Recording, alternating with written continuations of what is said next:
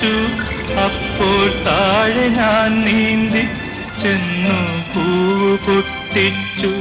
പിന്നെ തണ്ടൊടിഞ്ഞ താമര ഞാൻ കൊണ്ടുവന്നപ്പോൾ പെണ്ണെ നിൻ കവിളിൽ കണ്ടു മറ്റൊരു താമരക്കാട്.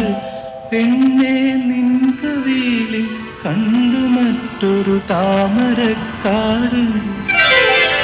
അല്ലിയാമ്പൽ കടവിലന്നരയ്ക്കു വെള്ളം.